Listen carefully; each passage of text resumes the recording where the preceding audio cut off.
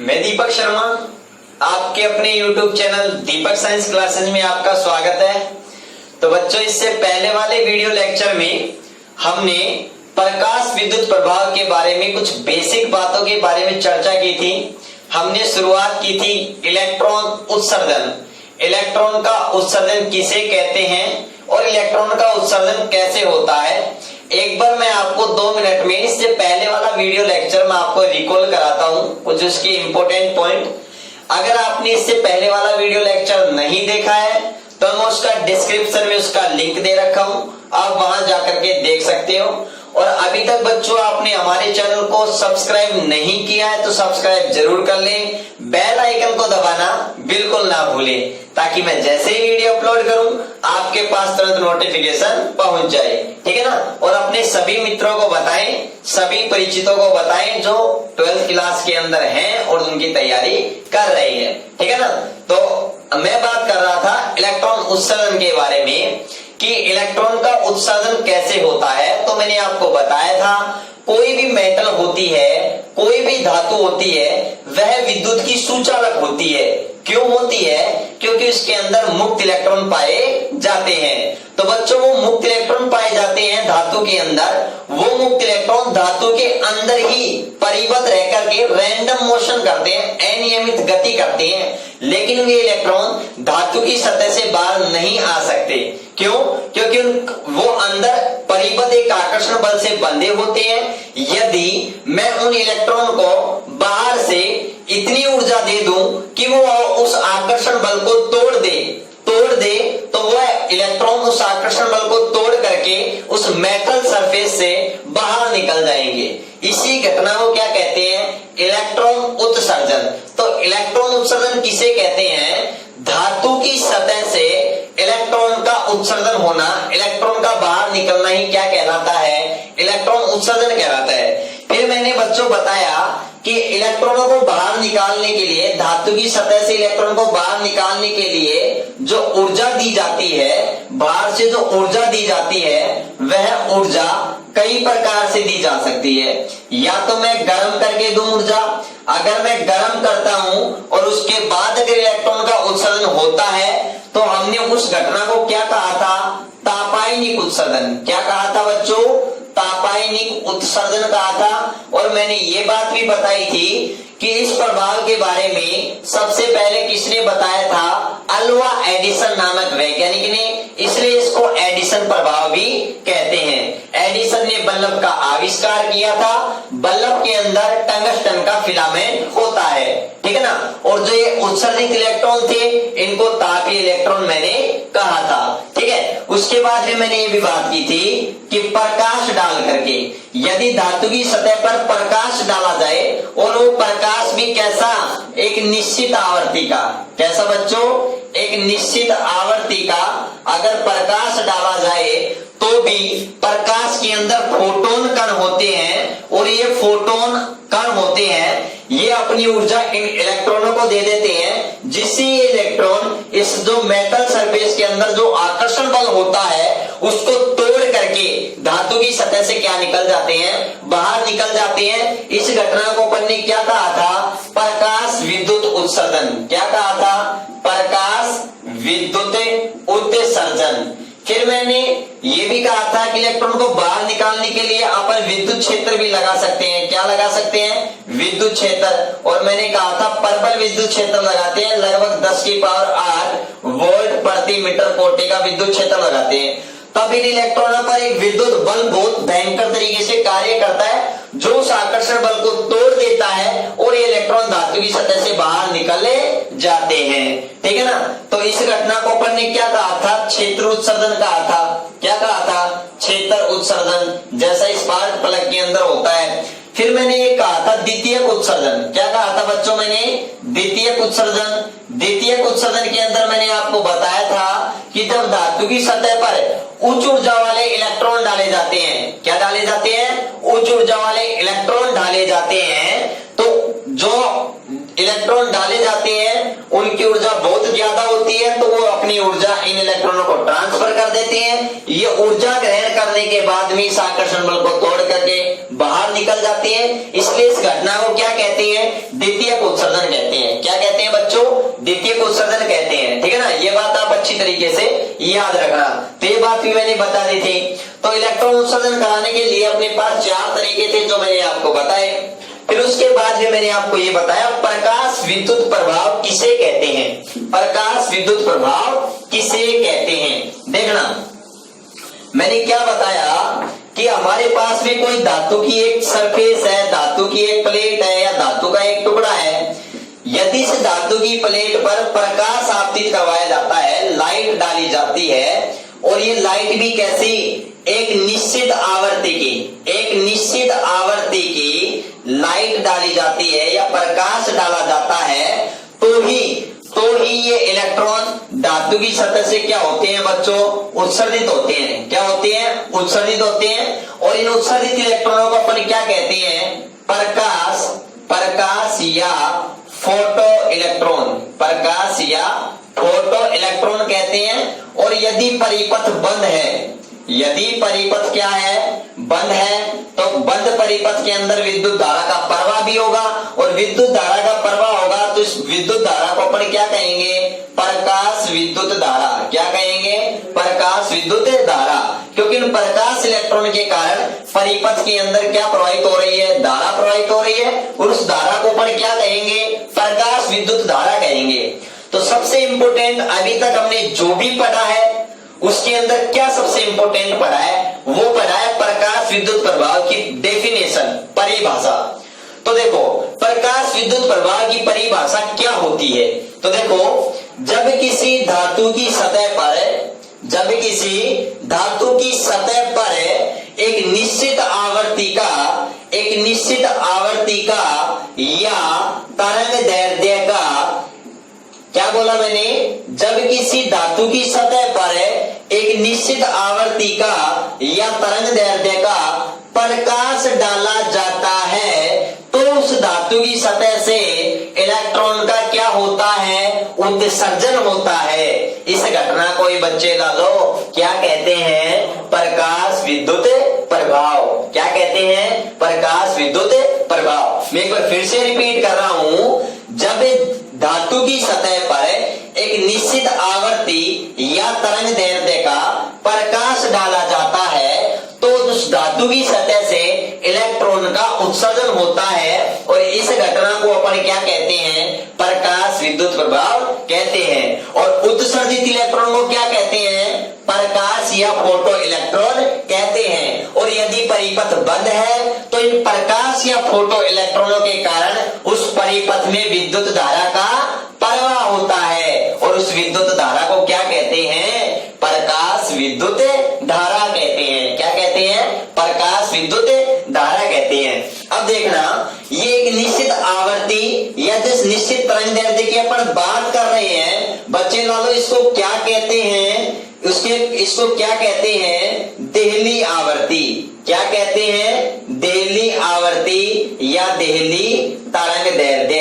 क्या कहते हैं? देहली आवृत्ति या देहली तरंग दैर्ध्य। अब आपको पूछा जाए, मोस्ट इंपोर्टेंट है, वैसे मैं आपको अलग से हेडिंग डाल करके आपको समझाऊंगा कि देहली आवृत्ति क्या होती है। बच्चे लालो, ये देहली आवृत्ति होती है, ये डिपेंड करती है पदार्थ की प्रकृति पर। किस पर डिपेंड करती है? पदार्थ की प्रकृति पर। अलग अलग पदार्थों के लिए इसका मान क्या होता है? अलग अलग होता है। क्या होता है? अलग अलग होता है। और बच्चे लालो याद रखना, जो क्षार धातुएं हैं उनके लिए इनका मान क्या होता है? कम होता है। क्या होता है? कम होता है। क्यों? क्योंकि क्षार धातु होती है वो प्रकाश के प्रति संवेदनशील होती है, उन पर जब प्रकाश डाला जाता है तो आसानी से इलेक्ट्रॉन को क्या कर देते हैं? उत्सर्जित कर देते हैं, क्योंकि वो बहुत ज्यादा क्रियाशील होती हैं। ठीक है ना, ये बात आपने केमिस्ट्री के अंदर भी पढ़ी होगी। तो याद रखना, देहली आवृत्ति की परिभाषा क्या दे सकते हैं कि वह निश्चित न्यूनतम आवृत्ति जिस पर प्रकाश विद्युत प्रभाव की घटना संपन्न होती है। वह निश्चित न्यूनतम आवृत्ति जिस पर प्रकाश विद्युत प्रभाव की घटना संपन्न होती है या हो जाती है, उस आवर्ती को या उस आवर्ती वाले प्रकाश को अपन क्या कहते हैं? देहली आवर्ती। क्या कहते हैं? देहली आवर्ती। और उस प्रकाश की तरंग दैर्ध्य को क्या कहते हैं? देहली तरंग दैर्ध्य। तो एक बात क्लियर है, हमने क्या जाना है इससे? यदि हम धातु की सतह पर देहली आवर्ती के बराबर या उससे अधिक आवर्ती का, देहली आवर्ती के बराबर या उससे अधिक आवर्ती का प्रकाश डालेंगे तो ही धातु की सतह से इलेक्ट्रॉन का क्या होता है? उत्सर्जन होता है। अर्थात अगर प्रकाश देहली आवर्ती के बराबर या उससे अधिक आवर्ती का प्रकाश डालेंगे तो ही प्रकाश विद्युत प्रभाव की घटना क्या होगी? घटित होगी। इंपोर्टेंट पॉइंट है, मोस्ट इंपोर्टेंट पॉइंट है, ठीक है ना। अगर हम देहली आवर्ती से कम आवर्ती का प्रकाश डालेंगे तो प्रकाश विद्युत प्रभाव की घटना संपन्न नहीं होगी, घटित नहीं होगी। क्यों नहीं होगी? बच्चे लालो एक बात बताओ, आप ये मान के चलो, अब आपको मैं एक एग्जाम्पल के द्वारा मैं समझा रहा हूं। यदि हमने मान लिया कि जो धातु के अंदर इलेक्ट्रॉनों पर जो आकर्षण बल लग रहा है, ये आकर्षण बल लग रहा है, इस आकर्षण बल को तोड़ने के लिए इलेक्ट्रॉन को मान लिया कितनी ऊर्जा की जरूरत है? 10 इलेक्ट्रॉन वोल्ट की जरूरत है। 10 इलेक्ट्रॉन वोल्ट छोड़ो, चलो मान लिया अपन ने 5 इलेक्ट्रॉन वोल्ट की जरूरत है, ठीक है। अब अगर ये मान के चलो, अगर मैं प्रकाश डाल रहा हूं, ये जो प्रकाश डाल रहा हूं, इसके अंदर जो फोटोन है, इस प्रकाश की जो आवृत्ति है, या फिर ये बात करो इस प्रकाश की जो ऊर्जा है, वो आप ये मान के चलो कितनी है? 3 इलेक्ट्रॉन वोल्ट है। तो आपको एक बात तो इन इलेक्ट्रॉनों को कितनी ऊर्जा मिलेगी? 3 इलेक्ट्रॉन वोल्ट मिलेगी। जबकि इस आकर्षण बल को तोड़ने के लिए कितनी ऊर्जा की जरूरत होगी?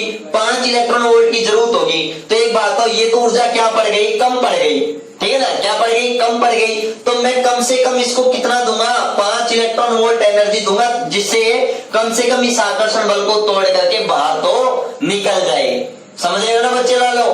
तो याद रखना ये बात अच्छी तरीके से।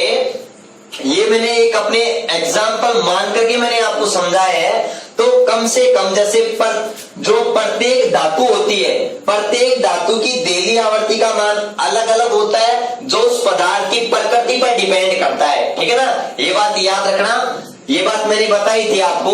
तो अगर किसी धातु के लिए देहली आवर्ती का मान कम है तो कम आवर्ती का प्रकाश डालने पर ही इलेक्ट्रॉन का उत्सर्जन होगा, और अगर अधिक है तो उन पर अधिक होगा। जैसे मैं आपको एक एग्जाम्पल के द्वारा समझाऊं, मैंने आपको ये भी बात बताया था कि अपन इस धातु की सतह पर जो प्रकाश डाल रहे हैं बच्चों, वो प्रकाश 2 रूपों में कार्य करता है। एक तो किस रूप में कार्य करता है? एक तो कार्य करता है कार्य फलन के रूप में। किसके रूप में कार्य करता है? कार्य फलन के रूप में कार्य करता है। तो बच्चे लालो, कार्य फलन क्या होता है? जब प्रकाश के द्वारा इन इलेक्ट्रॉनों को ऊर्जा मिल जाती है तो ये इलेक्ट्रॉन इस धातु के अंदर इन इलेक्ट्रॉनों पर धातु के द्वारा जो आकर्षण बल लगा है, उस आकर्षण बल को क्या करती है? तोड़ते हैं। तो तोड़ने के लिए इनको क्या करना पड़ता है? कार्य करना पड़ता है। क्यों भाई? इनको एनर्जी तो मिल गई, अब इन आकर्षण बल को तोड़ने के लिए कार्य करना पड़ता है। और बच्चे लालो, वो कार्य ही क्या कहलाता है? वो कार्य ही क्या कहलाता है? वो वर्ग ही क्या कहलाता है? कार्य फलन कहलाता है। क्या कहलाता है? कार्य फलन कहलाता है। तो याद रखना, कार्य फलन किसे कहते हैं? इलेक्ट्रॉनों का धातु की सतह से बाहर निकालने के लिए जो कार्य किया जाता है, जो आकर्षण बल के विरुद्ध कार्य किया जाता है, उस कार्य को ही क्या कहते हैं? कार्य फलन कहते हैं। क्या कहते हैं? कार्य फलन कहते हैं। और बच्चे लालो याद रखना, क्षार धातुओं के लिए इस कार्य फलन का मान, क्षार धातुओं के लिए कार्य फलन का मान क्या होता है बच्चे लालो? न्यूनतम होता है, कम होता है, या फिर मैं कहूं कम होता है। क्या होता है, कम होता है। इसलिए इसका मतलब ये भी है कि क्षार धातुएं हैं, क्षार धातुएं हैं वो क्या है, प्रकाश संवेदी है, मतलब प्रकाश संवेदी है, प्रकाश संवेदनशील है। इन पर अपन प्रकाश डालते हैं तो ये आसानी से इलेक्ट्रॉन का क्या कर देती है, उत्सर्जन कर देती है। और याद रखना बच्चे लालो, जो न्यूनतम कार्यफलन होता है, न्यूनतम कार्यफलन है, वो न्यूनतम कार्यफलन भी किसका होता है, सीजियम का ही होता है। किसका होता है, सीजियम का होता है। कितना होता है बच्चे लालो, ये भी मैंने बताया था 2.14 इलेक्ट्रॉन वोल्ट। और जो अधिकतम मैंने बात की मैक्सिमम कार्यफलन किसका होता है बच्चे लालो, तो ये भी बात आप याद रखना, इधर लिख रहा हूं मैं, मैक्सिमम कार्यफलन जो होता है वो किसका होता है बच्चे लालो, प्लेटिनम का होता है। और कितना होता है ये भी आप याद रखना, कितना होता है बच्चे लालो, तो इसका होता है 5.65 होता है, ठीक है, 5.65 इलेक्ट्रॉन वोल्ट होता है। लेकिन ये बात जरूर याद रखना, सबसे ज्यादा कार्यफलन प्लेटिनम का होता है, न्यूनतम किसका होता है, सीजियम का होता है। इसलिए आप ये भी याद रखना, जैसे और भी होती हैं जिंक, कैडमियम, प्लेटिनम, ये धातुएं थी, इनका कार्यफलन का मान अधिक होता है, इसलिए इन पर उच्च आवृत्ति का प्रकाश डाला जाता है, या फिर मैं ये कह सकता हूं इन पर यूवी लाइट डाली जाती है। और जबकि जो हमारे पास सीजियम वगैरह है, इन पर हम दृश्य प्रकाश डालने पर ही धातुओं का क्या, इलेक्ट्रॉनों का क्या कर देती है, ये उत्सर्जन कर देती है, ठीक है। जबकि जिंक, कैडमियम, प्लेटिनम, इनके कार्यफलन का मान अधिक होने के कारण इन पर उच्च आवृत्ति का क्या डाला जाता है, प्रकाश डाला जाता है। और ये बात यूवी लाइट, IR, ठीक है ना, दृश्य, गामा, एक्स, ये आपको सभी हम अपना जो लास्ट चैप्टर है उसके अंदर EMR, इलेक्ट्रोमैग्नेटिक वेव्स, उसके अंदर आपको डिटेल से पता लग जाएगा किसकी एनर्जी ज्यादा है, किसकी एनर्जी कम है, किसकी वेवलेंथ ज्यादा है, मतलब लैम्डा तरंगदैर्घ्य ज्यादा है, किसकी लैम्डा कम है, ठीक है बच्चे वालों। तो ये बात हमने पढ़ी थी। तो मैंने कहा था कि जो फोटोन द्वारा जो ऊर्जा दी जाती है, जो प्रकाश की जो ऊर्जा होती है, वो दो रूपों में कार्य करती है। एक तो कार्यफलन के रूप में, कार्यफलन का मतलब है इन इलेक्ट्रॉनों का धातु की सतह से बाहर निकलने में, और जो शेष जो बच जाती है जो ऊर्जा, वो ऊर्जा इन बचे हुए इलेक्ट्रॉनों को, बाहर निकले हुए इलेक्ट्रॉनों को क्या प्रदान करती है, गतिज ऊर्जा प्रदान करती है। मोस्ट इंपोर्टेंट पॉइंट है कि जो हम पर धातु की सतह पर जो लाइट डालते हैं, वो दो रूपों में कार्य करती है, एक कार्यफलन के रूप में, दूसरी गतिज ऊर्जा के रूप में, ठीक है बच्चे लोगों। तो ये बात हमने इससे पहले वाले वीडियो लेक्चर में पढ़ी थी। आज हम किसके बारे में पढ़ेंगे, प्रकाश विद्युत प्रभाव के हर्ट्ज के परीक्षण के बारे में बात करेंगे। उसके बाद में बात करेंगे हालवास और लेनार्ड के परीक्षण के बारे में बात करेंगे, ठीक है बच्चे लालो। यदि आपने अभी तक चैनल को सब्सक्राइब नहीं किया तो सब्सक्राइब जरूर कर दें, शेयर जरूर कर दें। अगर क्लास अच्छी लग रही है तो लाइक जरूर करें और अपना कमेंट जरूर करें और बताएं आपको क्लास कैसी लग रही है, ठीक है ना। तो एक बार अगर आप इसका स्क्रीनशॉट लेना चाहो तो ले सकते हो। वैसे मैं आपको अभी जस्ट आप मेरे को व्हाट्सएप वगैरह, टेलीग्राम चैनल से जुड़ करके आप इसकी नोट्स वगैरह या PDF प्राप्त कर सकते हो। और अगर आप स्क्रीनशॉट लेना चाहो तो एक बार ले सकते हो, ठीक है बच्चे लालो। तो बच्चों करते हैं अपन शुरुआत अब अपने नेक्स्ट टॉपिक की ओर चलते हैं।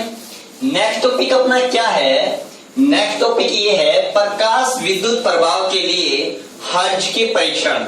देखो बच्चों, प्रकाश विद्युत प्रभाव था, प्रकाश विद्युत प्रभाव के बारे में जानने के लिए, इस घटना की व्याख्या करने के लिए एक वैज्ञानिक थे जिनका नाम था हर्ट्ज।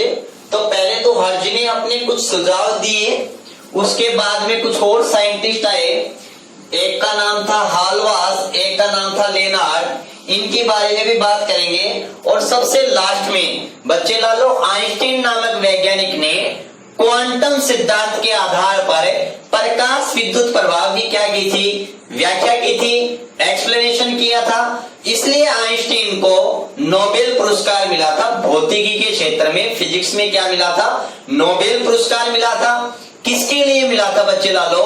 प्रकाश विद्युत प्रभाव की व्याख्या करने के लिए। किसके लिए? प्रकाश विद्युत प्रभाव की व्याख्या करने के लिए। इसलिए प्रकाश विद्युत प्रभाव की खोज का श्रेय भी किसे दिया जाता है? आइंस्टीन को ही दिया जाता है। किसे दिया जाता है? आइंस्टीन को ही दिया जाता है। ठीक है, तो अपन सबसे पहले बात करते हैं प्रकाश विद्युत प्रभाव के लिए हर्ट्ज के परीक्षण। तो अपना टॉपिक है, अब टॉपिक क्या है? प्रकाश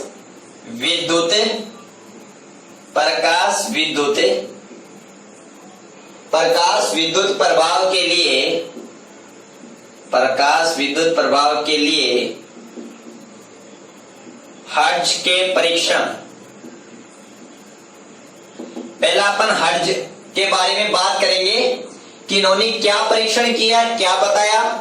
देखो, मैं आपको कहां लेके चलता हूं, एक बार 11th क्लास में आपने 11th क्लास में पढ़ा होगा इलेक्ट्रॉन की खोज के बारे में। और मैं आपको बता दूं, इलेक्ट्रॉन की जब खोज हुई थी उससे पहले इलेक्ट्रॉन की खोज तो हो गई थी पहले ही, लेकिन उसका साइंटिफिक रूप से जे थॉमसन ने 1897 में इलेक्ट्रॉन की खोज की थी। लेकिन उससे पहले ये बात पता कर ली थी कि हाँ, ये कुछ ऋणावेशित कण है। लेकिन बाद में उनको नाम क्या दिया था, उसका पूरी कंप्लीट रूप से एक्सपेरिमेंट किसने किया था? जे थॉमसन ने किया था। और बाद में स्टर्लिंग नामक वैज्ञानिक ने, साइंटिस्ट ने इलेक्ट्रॉन का नाम दिया था इलेक्ट्रॉन। ठीक है बच्चों, तो देखो मैं आपको लेके चलता हूं कब, ये बात कब की करता हूं मैं, तो बच्चे लालो ये मैं बात कर रहा हूं 1887 की, सन 1887 के आसपास की मैं बात कर रहा हूं। उस टाइम हर्ट्ज नामक वैज्ञानिक विद्युत चुंबकीय तरंगों पर क्या कर रहे थे? एक्सपेरिमेंट कर रहे थे। किस पर एक्सपेरिमेंट कर रहे थे? विद्युत चुंबकीय तरंगों पर। तो जब विद्युत चुंबकीय तरंगों पर एक्सपेरिमेंट कर रहे थे तब उन्होंने देखा था, क्या देखा कि उनके पास एक कांच की नलिका थी। ये मैं कहूं कांच की या फिर मैं कहूं क्वार्ट्ज की, ये कोई नलिका थी। ठीक है, इस नलिका के दोनों सिरों पर इलेक्ट्रोड लगे हुए थे। क्या लगे हुए थे? इलेक्ट्रोड। एक इलेक्ट्रोड ऋणावेशित, दूसरा इलेक्ट्रोड था धनावेशित। और इन दोनों का कनेक्शन किससे था बच्चों? डालो, इन दोनों का कनेक्शन एक बैटरी से था।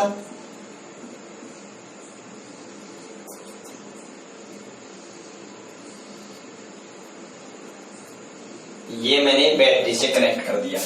एक इलेक्ट्रोड था जिसको सी से रिप्रेजेंट करते हैं, जिसको क्या कहते हैं? कैथोड कहते हैं। क्या कहते हैं? कैथोड कहते हैं। ठीक है ना।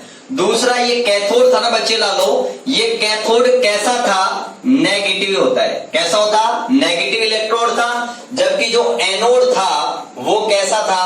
पॉजिटिव था। एनोड को किससे इंडिकेट किया? ए से, एनोड। ये पॉजिटिव टर्मिनल था। ठीक है, इनका कनेक्शन किससे कर दिया? एक बैटरी से कर दिया। किससे कर दिया? एक बैटरी से कर दिया। ये अपने पास में एक बैटरी है। ठीक है, अब इस कैथोड पर ये कोई निर्वात नलिका थी, कांच की, कांच या क्वार्ट्ज की, कांच या क्वार्ट्ज की नली थी जो निर्वातित थी, इसमें वायु नहीं थी। ठीक है ना, आप ये भी बात याद रखना।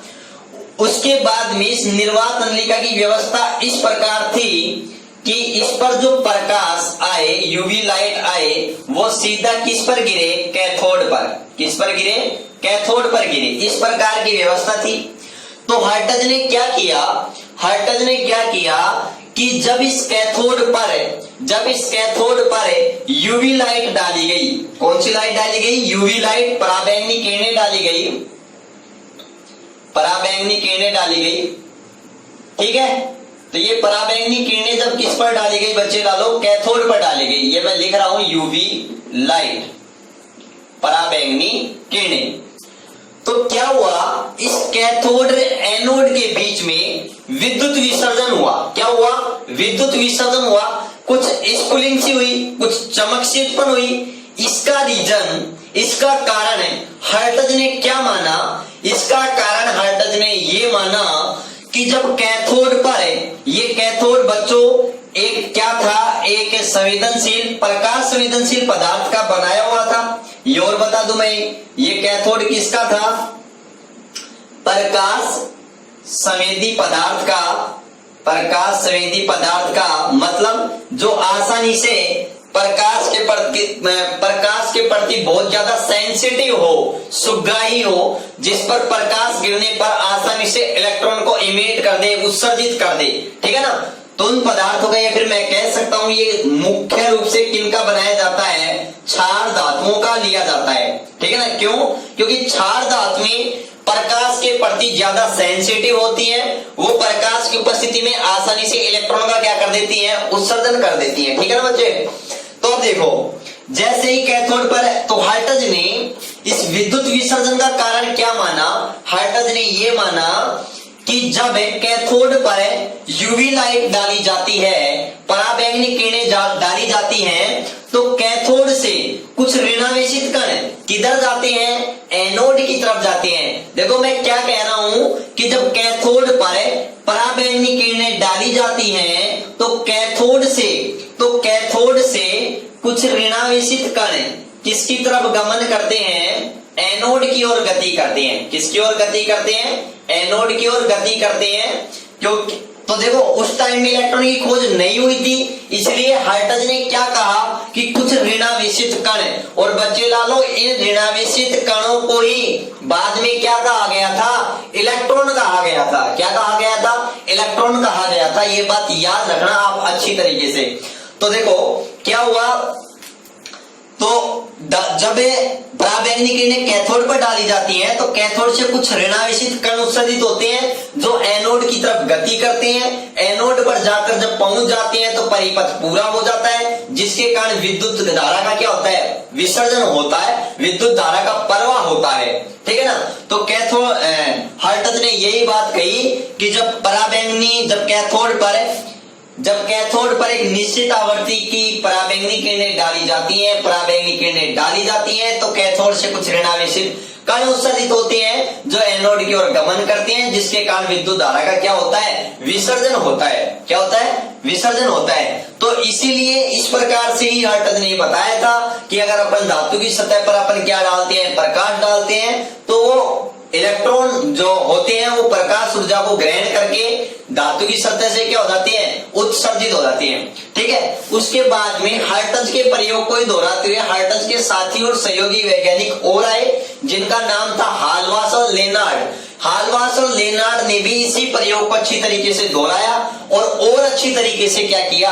एक्सप्लेनेशन किया इसी प्रयोग को ही, ठीक है। तो अपन नेक्स्ट बात करते हैं किसके बारे में? हाल्वास एवं लेनार्ड के परीक्षण के बारे में। देखो अपने को एक एक बात बच्चे लालो बहुत अच्छी तरीके से समझनी है, हाल्वास व लेनार्ड के परीक्षण, क्योंकि हमें नॉलेज होना बहुत ही जरूरी है, ठीक है ना। हमें एग्जाम में अच्छे नंबर के साथ हमें बहुत नॉलेज भी सीखना है। हाल्वास व लेनार्ड के परीक्षण हमें बहुत अच्छी तरीके से आगे बढ़ेंगे विथ न्यूमेरिकल के साथ में, जबरदस्त तरीके से, ठीक है ना। एक आपको कोई डाउट हो कहीं पर भी आप कमेंट बॉक्स में जाइए और वहां जाकर कमेंट लिखिए, और वीडियो पसंद आए तो भी जरूर कमेंट कीजिएगा, ठीक है ना। अब देखो मैं बात कर रहा हूं हाल्वास व लेनार्ड के परीक्षण के बारे में। हाल्वास और लेनार्ड ने क्या किया? सेम डायग्राम, सेम एक कांच या क्वार्ट्ज की क्या थी? निर्वात नलिका थी। इसमें सेम दो इलेक्ट्रोड फिट किए, एक कैथोड एक एनोड। कैथोड है उसको C से रिप्रेजेंट करते हैं, और कैथोड होता है और नेगेटिव होता है, एनोड A से रिप्रेजेंट किया, जो कैसा होता है? पॉजिटिव होता है, ठीक है ना। ये बात याद रखना। इन दोनों का कनेक्शन किससे किया? एक बैटरी से किया, और साथ में इनका इसके अंदर एक एमीटर भी लगा रखा था। एमीटर, ये एमीटर होता है जो हमें किसके बारे में बताता है? विद्युत धारा के बारे में बताता है।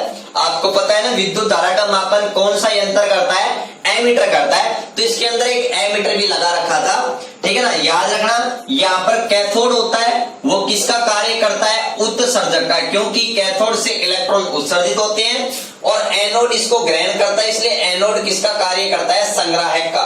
किसका कार्य करता है बच्चे लालो? संग्राहक का कार्य करता है, ठीक है ना।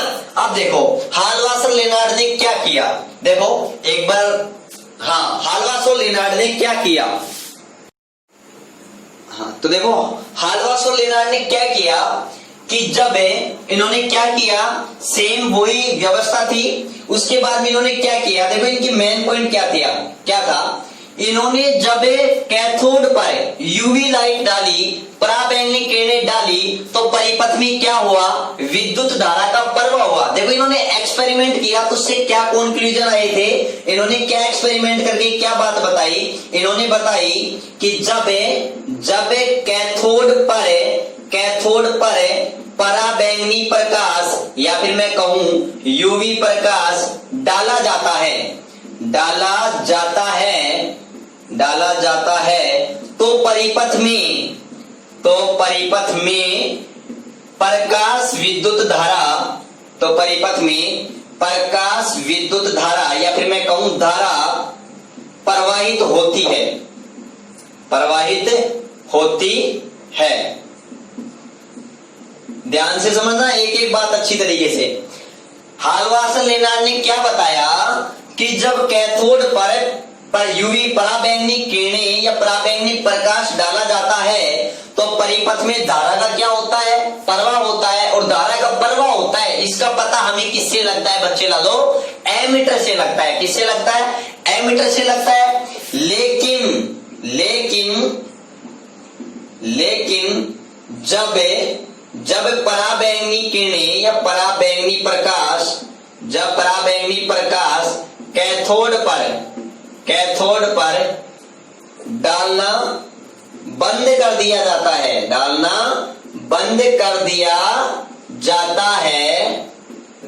है तो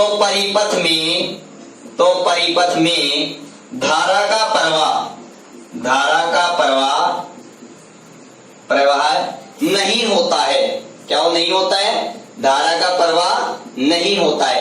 देखो हालवासर लेनार्ड ने क्या बताया कि जब कैथोड पर पराबैंगनी किरणें डालते हैं या पराबैंगनी प्रकाश डालते हैं, ठीक है ना, तो परिपथ में विद्युत धारा का प्रवाह होता है, लेकिन जैसे ही पराबैंगनी किरणें कैथोड पर डालना बंद कर देते हैं तो परिपथ में विद्युत धारा का प्रवाह नहीं होता है, मतलब धारा बिल्कुल बंद हो जाती है। और इसके साथ ये भी बताया कि यदि पराबैंगनी प्रकाश एनोड पर डाला जाए तो भी परिपथ में कोई विद्युत धारा प्रवाहित नहीं होती है। साथ में ये भी बताया, और यदि एनोड पर पराबैंगनी किरणें डाली जाएं तो भी धारा का प्रवाह नहीं होता है। ये बात याद रखना। तो अपने पास में 3 पॉइंट आए हैं, मैं आपको इनको बहुत ही सिंपल वे में बहुत ही जबरदस्त तरीके से क्लियर करूंगा। देखो हालवासर लेनार्ड की एक्सपेरिमेंट की जो व्यवस्था थी वो सेम टाइप थी। एक निर्वातित कांच या क्वार्ट्ज की नलिका थी, उसमें 2 इलेक्ट्रोड थे, एक कैथोड नेगेटिव था जो उत्सर्जक का कार्य करता था, एनोड था वो पॉजिटिव था, वो संग्राहक का कार्य करता है। इन दोनों का कनेक्शन एक बैटरी से कर देते हैं, साथ में एक एमीटर से कर देते हैं। और विद्युत विसर्जन नलिका में एक ऐसी व्यवस्था होती थी कि प्रकाश सीधा किस पर गिरे? कैथोड पर गिरे। ये कांच की खिड़की हुआ करती थी, ठीक है ना। अब जैसे ही कैथोड पर पराबैंगनी किरणें डालते हैं तो परिपथ में विद्युत धारा का क्या होता है? प्रवाह होता है। जब नहीं डालना ही बंद कर देते हैं तो धारा का प्रवाह भी बंद हो जाता है। लेकिन जब प्रकाश की किरणें कैथोड पर नहीं डाल करके एनोड पर अगर डाली जाए तो भी परिपथ में विद्युत धारा का प्रवाह नहीं होता है। देखा बच्चे, इसका क्या कारण था परिपथ में विद्युत धारा का प्रवाह नहीं होने का या होने का? देखो अब एक पॉइंट को अच्छी तरीके से समझना। इन प्रेक्षणों से हालवासर लेनार्ड ने क्या निष्कर्ष निकाला, क्या पता चला हालवासर लेनार्ड को? उन्होंने कहा कि जब कैथोड पर पराबैंगनी किरणें डाली जाती हैं तो कैथोड से कुछ ये ऋणावेशित कण होते हैं, ये ऋणावेशित कण किधर गमन करते हैं? एनोड की तरफ गमन करते हैं। किधर गमन करते हैं? एनोड की तरफ गमन करते हैं। याद रखना, क्योंकि एनोड कैसा कण है, कैसा टर्मिनल है, कैसा इलेक्ट्रोड है? पॉजिटिव इलेक्ट्रोड है। तो कैथोड से जो नेगेटिव कण उत्सर्जित होंगे वो इस एनोड की तरफ आकर्षित होंगे, जिससे ये परिपथ क्या हो जाएगा? पूरा हो जाएगा, और जिसके कारण इस परिपथ में क्या होगा? विद्युत धारा का प्रवाह होगा। क्योंकि ये ऋणावेशित कण बच्चे लालो क्या होते हैं? इलेक्ट्रॉन होते हैं। और आपको पता है जब परिपथ में इलेक्ट्रॉन का प्रवाह होगा तो इसका मतलब विद्युत धारा का प्रवाह भी होगा। तो ये बात क्लियर? अगर अब आप क्लियर है ना कि कैथोड पर जब पराबैंगनी किरणें डालते हैं तो परिपथ में विद्युत धारा का प्रवाह क्यों होता है? अब आप समझ गए क्यों होता है? क्योंकि कैथोड से कुछ ऋणावेशित कण, जिन्हें अपन इलेक्ट्रॉन कहते हैं, वो इलेक्ट्रॉन एनोड की तरफ गमन करते हैं, जिससे विद्युत परिपथ कंप्लीट हो जाता है और परिपथ में विद्युत धारा का प्रवाह होता है। अब बात करते हैं, जब अपन पराबैंगनी किरणें डालना ही बंद कर देते हैं, जब कैथोड पर पराबैंगनी किरणें डालना ही बंद कर देते हैं तो कैथोड से इलेक्ट्रॉन का उत्सर्जन नहीं होगा। इलेक्ट्रॉन का उत्सर्जन नहीं होगा तो आपको भी पता है क्या? परिपथ पूरा होगा। और आपको पता है विद्युत धारा का प्रवाह किसके कारण होता है? इलेक्ट्रॉन के कारण ही होता है। किसके कारण होता है? इलेक्ट्रॉन के कारण होता है। तो ये बात भी क्लियर। अब तीसरा पॉइंट की मैं बात करता हूं कि यदि पराबैंगनी किरणें किस पर डाली जाए? कैथोड पर न डाल करके एनोड पर डाली जाए। ठीक है, चलो अब की बार एनोड को अपन प्रकाश सुग्राही पदार्थ का लेप कर देते हैं, किसी क्षार धातु का लेप कर देते हैं, जिससे एनोड से भी आसानी से इलेक्ट्रॉन का क्या हो जाए? उत्सर्जन हो जाए। ठीक है ना? तो आप देखो अच्छी तरीके से समझना, अब अच्छी तरीके से समझना कि यदि मैं एनोड पर किसी क्षार धातु का लेप कर दिया, उस धातु का लेप कर देता हूं जो प्रकाश के प्रति सुग्राही होती है। और सुग्राही कौन सी होती है? मुख्य रूप से क्षार धातु होती है, जो आवर्त सारणी में वर्ग नंबर 1 में होती है। ठीक है ना? अब जैसे ही मैं प्रकाश किस पर डालता हूं? एनोड पर। किस पर डालता हूं? एनोड पर डालता हूं पराबैंगनी किरणें, तो एनोड से भी किसका उत्सर्जन होता है? एनोड से भी किसका उत्सर्जन होता है? इलेक्ट्रॉनों का उत्सर्जन होता है। लेकिन ये इलेक्ट्रॉन होते हैं ना, वो इस कैथोड की तरफ गमन करते हैं। लेकिन कैथोड कैसा होता है? नेगेटिव होता है। इलेक्ट्रॉन भी कैसे होते हैं? नेगेटिव होते हैं। तो ये इस कैथोड पर नहीं पहुंच पाती, उससे पहले ही क्या होने लगते हैं? प्रतिकर्षित होने लगते हैं। तो प्रतिकर्षित होने लगते हैं तो ये वापस ही लौटने लग जाते हैं। किधर? एनोड की तरफ। ठीक है ना? क्यों? देखो अच्छी तरीके से समझना, जब अपन एनोड पर पराबैंगनी किरणें डालते हैं तो एनोड से इलेक्ट्रॉन का उत्सर्जन कैथोड की ओर होता है, लेकिन कैथोड ऋणावेशित होता है, जिसके कारण इलेक्ट्रॉन और कैथोड के बीच में प्रतिकर्षण होता है, जिसके कारण इलेक्ट्रॉन वापस से किधर चले जाते हैं? एनोड की तरफ ही चले जाते हैं। तो परिपथ पूरा नहीं होता है, इसके कारण विद्युत धारा का प्रवाह भी नहीं होता है। दूसरी महत्वपूर्ण बात क्या है? लेकिन फिर भी क्या होता है? इन सभी इलेक्ट्रॉन की जो गतिज ऊर्जा होती है, इन सभी इलेक्ट्रॉनों की काइनेटिक एनर्जी होती है, वो डिफरेंट होती है, अलग अलग होती है। तो कुछ जो हाई काइनेटिक एनर्जी होती है कुछ इलेक्ट्रॉनों की, वो इलेक्ट्रॉन तुरंत इधर पहुंच पाते हैं, एनोड की तरफ पहुंच जाते हैं। क्यों? उनकी गतिज ऊर्जा अधिक होने के कारण वो प्रतिकर्षण बल को तोड़ देते हैं और तुरंत किधर पहुंच जाते हैं? कैथोड की तरफ पहुंच जाते हैं। लेकिन याद रखना बच्चे लालो, 100% में ऐसी कंडीशन ये मान के चलो 0.1% ही होती है। इसके कारण बहुत मिनिमम टाइम तक, कुछ नैनो सेकंड तक अपन को स्कूलिंग दिखाई देती है, स्कूलिंग होती है, तुरंत समाप्त हो जाती है वो। ठीक है ना? किसके कारण? क्योंकि कुछ बहुत कम मात्रा में इलेक्ट्रॉन आए और वो तुरंत की तुरंत यहाँ पर हो गए, फिनिश हो जाते हैं। मतलब इतनी मात्रा में इलेक्ट्रॉन नहीं पहुंच पाते कि कंप्लीटली परिपथ पूरा हो। ठीक है ना? तो इसलिए अपन यही मानते हैं कि जब एनोड पर भी पराबैंगनी किरणें डालते हैं तो भी विद्युत धारा का प्रवाह नहीं होता है, क्योंकि ये इलेक्ट्रॉन और कैथोड के बीच में क्या लगता है? प्रतिकर्षण, जिसके कारण ये इलेक्ट्रॉन कैथोड पर पहुंचे नहीं पाते हैं, जिसके कारण विद्युत धारा का प्रवाह नहीं होता है। क्लियर? अब देखो, इसके अलावा हाल्वार्सन लेनार्ड ने क्या बताया? इसके अलावा हाल्वार्सन लेनार्ड ने ये भी बताया कि जो ये कैथोड है, इस कैथोड पर एक निश्चित आवर्ती या एक निश्चित तरंग दैर्ध्य का प्रकाश डालते हैं तो ही इन इलेक्ट्रॉनों का क्या होता है, कैथोड से उत्सर्जन होता है। क्या होता है? उत्सर्जन होता है। और उस निश्चित आवर्ती या उस निश्चित तरंग दैर्ध्य वाले प्रकाश को क्या कहते हैं? देहली ऊर्जा। क्या कहते हैं? देहली ऊर्जा। उस प्रकाश की ऊर्जा को देहली ऊर्जा कहते हैं, उस प्रकाश की आवृत्ति को देहली आवृत्ति कहते हैं, उस प्रकाश की तरंग दैर्ध्य को देहली तरंग दैर्ध्य कहते हैं। ठीक है, मैं दोबारा से रिपीट कर रहा हूं। हाल्वार्स लेनार्ड ने क्या बताया कि जब कैथोड पर एक निश्चित आवर्ती या उससे अधिक आवृत्ति वाला प्रकाश डाला जाता है तो ही उस कैथोड से इलेक्ट्रॉन का क्या होता है? उत्सर्जन होता है। इलेक्ट्रॉन का क्या होता है? उत्सर्जन होता है। या ऋणावेशित कणों का क्या होता है? उत्सर्जन होता है। ठीक है, यदि इस निश्चित आवर्ती या इस निश्चित तरंग दैर्ध्य से कम आवर्ती का प्रकाश डाला जाए या कम तरंग दैर्ध्य का प्रकाश डाला जाए तो धातु की सतह से इलेक्ट्रॉन उत्सर्जित नहीं होते हैं।